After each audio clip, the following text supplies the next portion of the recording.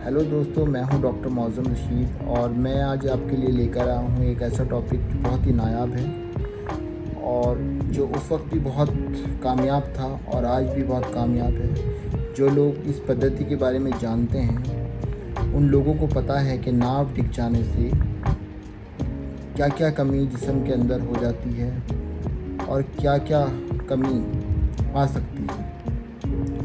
भूख ना लगना, उल्टी आना, उकाई आना, कुछ चीज़ पच ना पाना, जैसे कुछ खाना खाया और एकदम स्टूल हो जाना, वो सब चीज़ें नाभि की गड़बड़ की वजह से ही होती है। सोचा है कि नाभि को सेकंड ब्रेन क्यों कहा जाता है, नाभि को इतना इम्पोर्टेंस क्यों दिया जाता है, आध्यात्मिक प्रैक्टिसेस में यानी योग में नाभि को इतना इम्पोर्टेंस क्यों दिया गया है। आइए समझते हैं हम इसको साइंटिफिक मेथड से। वैज्ञानिक रूप से नाभि के ख़राब होने से क्या हो सकता है। आपने अक्सर सुना होगा पेट बहुत ख़राब हो रहा है, ज़रूर इसकी नाव डिग गई होगी, इसको ठीक कर देते हैं।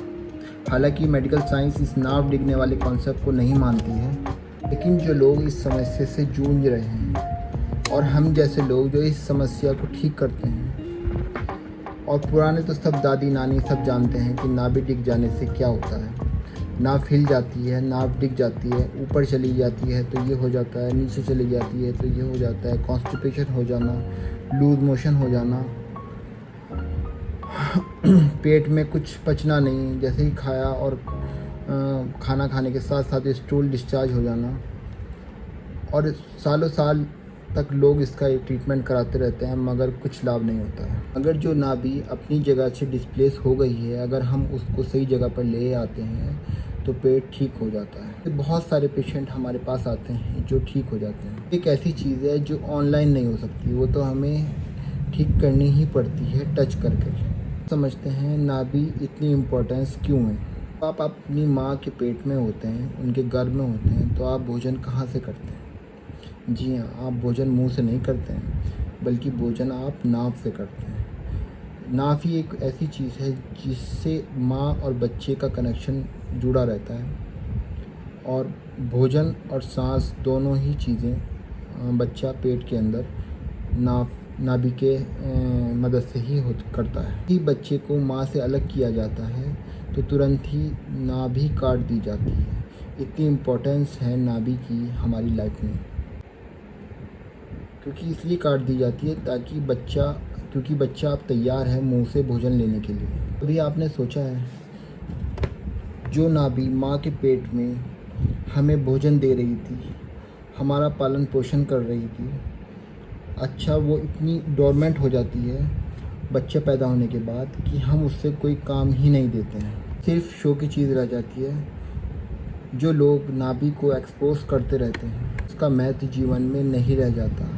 ऐसे कैसे संभव है? तो उसको डोरमेंट छोड़ दिया था, पर वो अपना काम कर रही है, जिसका उदाहरण हम आपको देते हैं।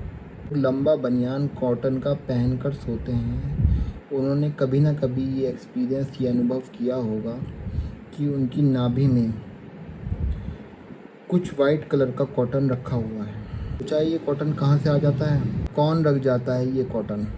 कि नाभि में कोई छेद तो नहीं जो अंदर की चीज़ बाहर आ जाएगी। बताते हैं आपको वो चीज़ कहाँ से आएगी। आपकी नाभि आपके बनियान से वो कॉटन सक करती है, क्योंकि नाभि की टेंडेंसी होती है सक करना। तो ही जब आप अपनी माँ के गर्भ में थे तो वो तब आप सक करते थे। आपने नाभि को कुछ बेचारी को दिया ही नहीं, तो वो बेचारी कमीज से ही सक कर रही है। इसीलिए आपकी नाभि इतनी एक्टिव है आज भी। जो चक्र विद्या जानते हैं और जो कुंडली विद्या जानते हैं या सीखते हैं या सिखाते हैं, वो जानते हैं कि हमारे मणिपुर चक्र, उसे मणिपुर चक्र कहा गया है क्योंकि उसमें मनियों का वास है, जहाँ वेल्थ है, हेल्थ है, और जो सबसे महत्वपूर्ण है, आप अभी भी अपनी नाभि से काम करा सकते हैं। कैसे? नियमित 2-3 चीज़ें हैं। नियमित योग साधना करके, नियमित एक्सरसाइज करके, नियमित रूप से नाभि को सूर्य की किरणों में एक्सपोज करके, ताकि वो सूर्य की किरणों को, विटामिन डी को सक कर सके। इन तेलों से आप विभिन्न समस्याओं का निवारण कर सकते हैं। नाभि में सरसों का तेल डाल दें तो जिस्म की खुश्की दूर हो जाएगी, होंठ फटे हुए होंठ ठीक हो जाएंगे।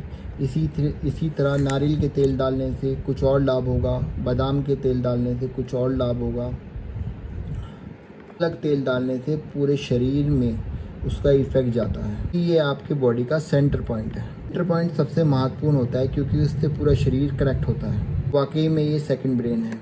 नाभि के विज्ञान को समझ लें तो आप पूरा जीवन सुखमय बना सकते हैं और खुशी खुशी अपनी पूरी ज़िंदगी बिना बीमारियों के जी सकते हैं। शुक्रिया बहुत बहुत मेरी वीडियो देखने के लिए। अगर आपको ये वीडियो पसंद आया तो प्लीज़ सब्सक्राइब करिए, शेयर कीजिए, लाइक कीजिए। Thank you very much.